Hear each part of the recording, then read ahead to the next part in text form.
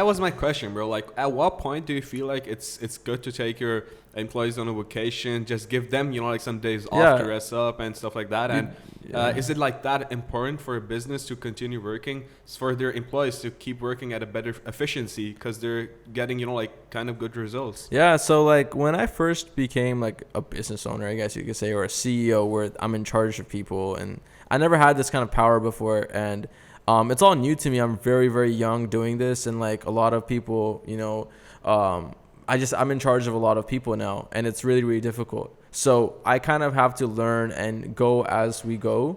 And sometimes I get aggressive, sometimes I get mad, sometimes I get happy. So there's a bunch of different feelings when it comes to being a business owner and in charge of people, because everyone has an ego, everyone has some kind of hidden agenda, everyone has different life stories. I don't know what's going on behind closed doors. I don't know what's going on after they clock out of their shift.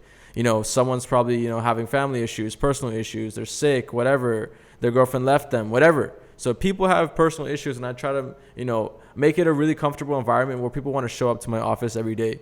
I could be a very aggressive boss and just fire people left and right every day and just be mean and just tell people off and, get mad at people and cut salaries and stuff like that. But I'm really just trying to embrace this, office space and work environment to be something that people actually look forward to, like speaking to me.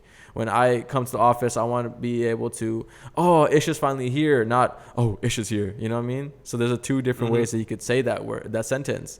So in terms of like vacationing and stuff like that, that's very important. I took some vacations. I needed them. And I think it's very important for people to take vacations, but not a lot. Don't get spoiled is what I'm trying to mention. Once a year is pretty much the only vacation I would recommend anyone doing. If you're owning a business and you expect to take vacations every few months, like good luck running this business, because I'll crush you in every single degree.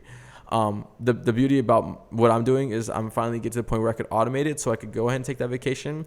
But if I couldn't automate this business and clients needed to be taken care of and stuff like that, I would never take a vacation. 365 days I'm on. If we needed it to be in office for our work to like complete progressing, I feel like there would be no point in taking vacations. Yeah. Because we have to be here to produce money, and as long as we're not here, we're not producing any money. Yeah. We're just spending money.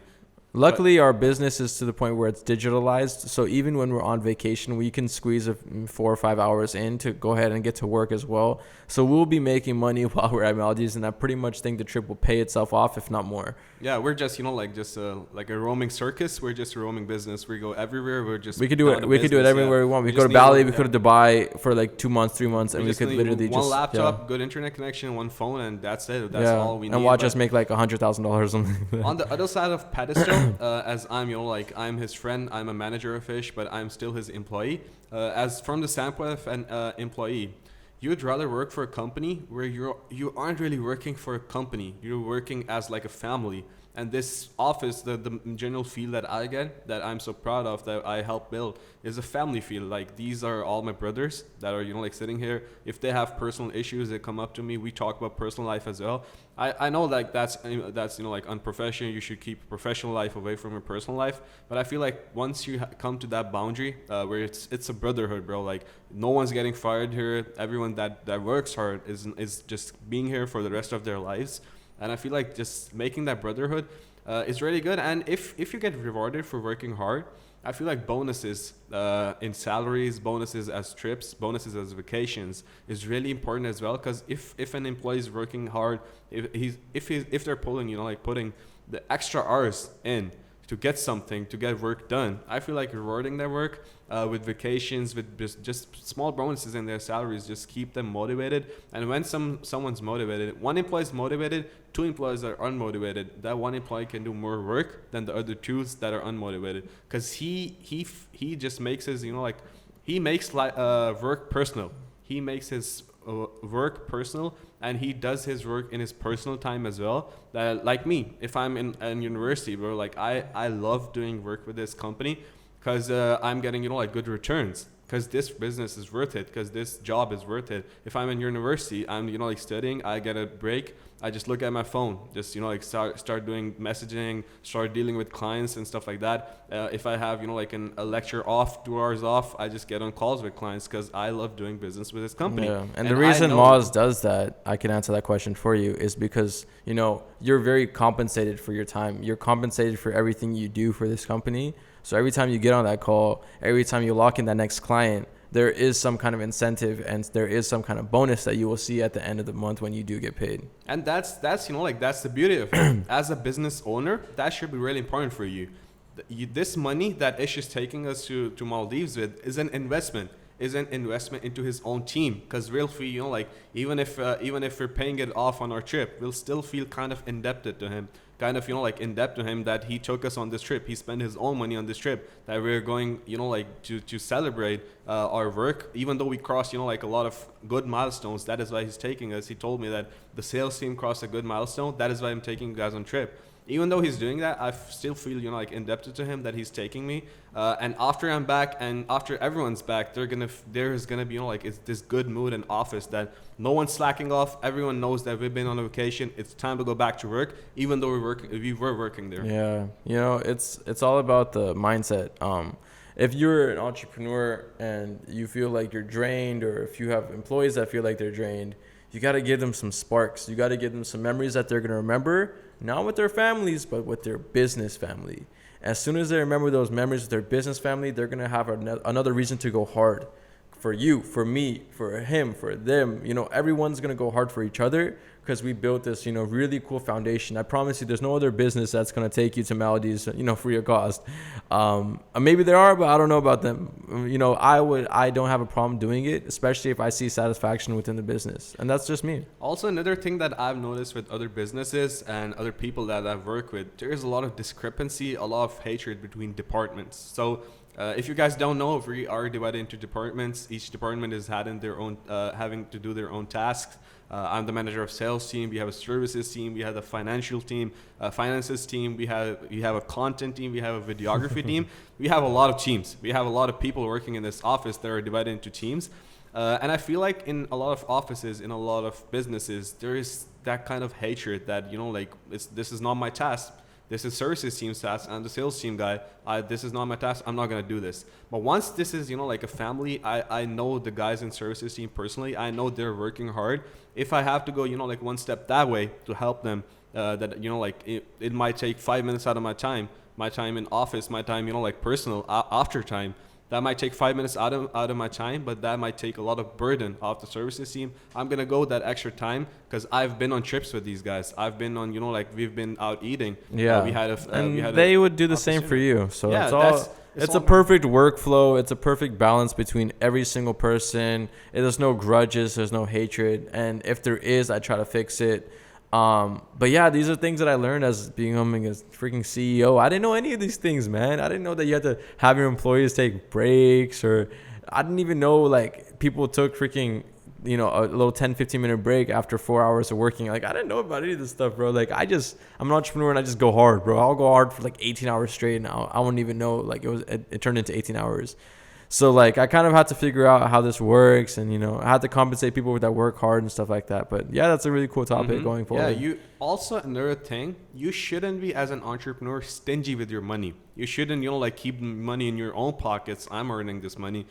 All of my employees, you're on just payrolls, no bonuses, no company dinners, no trips. This is my money. But I feel like this is money you're investing back into the business. Did you feel when you were starting up, you were stingy with your money? You just made a couple That's of $1,000. That's a good question. I was never stingy with my money. I just wanted to find good resources to help expand the business. So whether that be computers, whether it be laptops, editing softwares, cameras, all these stuff that we have now. I got them all because I thought it would benefit the business. So I had to kind of justify why taking you guys on a trip to Maldives would benefit my business. And it took a very long time for me to think about that and understand how that makes sense. And I kind of, after some time, figured out how it made sense. And, like I said, well-being, understanding that, there's some clarity, there's an end goal, there's a celebration to all of the work that you already had done.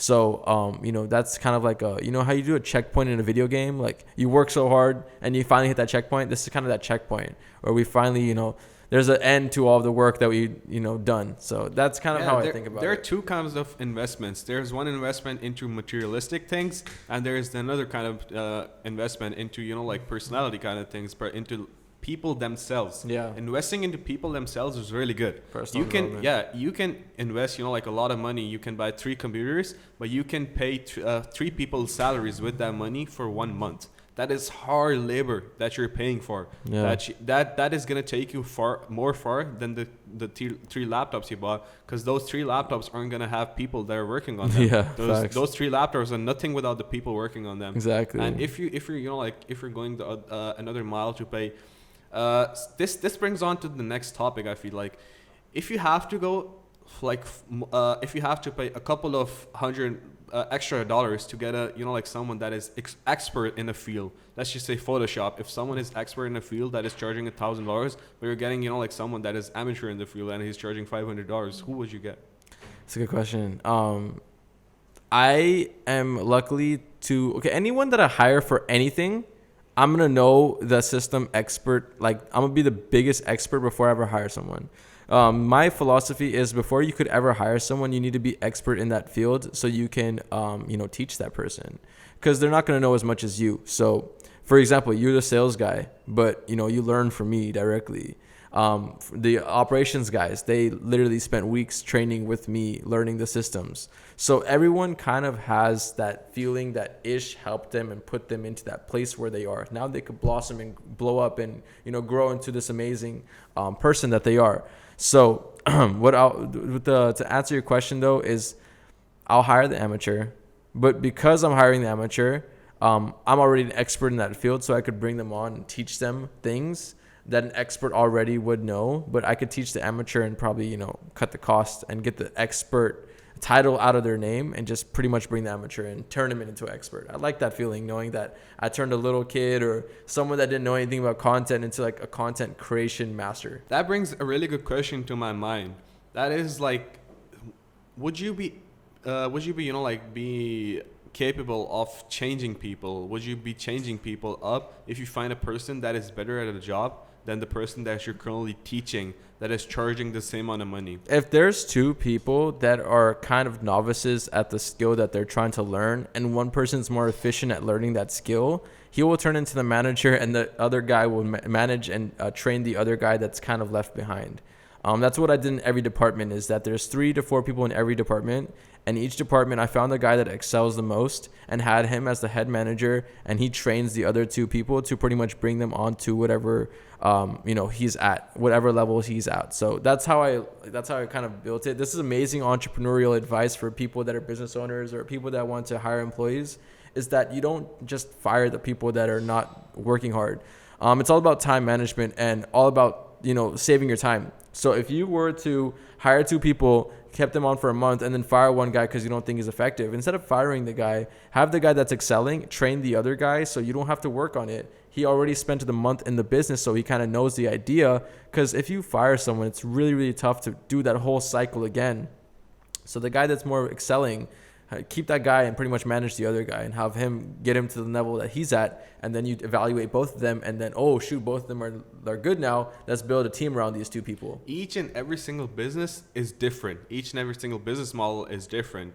Someone might be 100% expert in video editing, but he gets into a field that is the first month is going to be spent on understanding the business model. For anyone in any field, first month in your job is you understanding the business model. So just firing someone that is after 1-2 months is really bad for you, because they already know the business model. They're gonna be in long term, they're gonna be really beneficial for your company, and all the time spent as you just said is gonna go to waste. So people that are trying to get into businesses, I get a lot of questions in the comments. If you guys leave some comments, I read through them a lot on TikTok, on YouTube, wherever you're watching this podcast. So a lot of people want to know what are they want to start a business, but they feel like every single idea is being done. Where should they look for new ideas? And if they get an idea, what should be the main basic thing that they should be looking to start a business? Such a good question. Yeah, man. Oh my God, I've been waiting for this question for a while, man.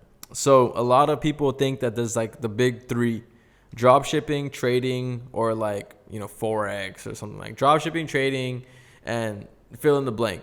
So, something like that. So a lot of people think that they could only do these things and there's only these things available to do. But that's completely false. There's people making millions of dollars investing and starting companies that people don't even know about.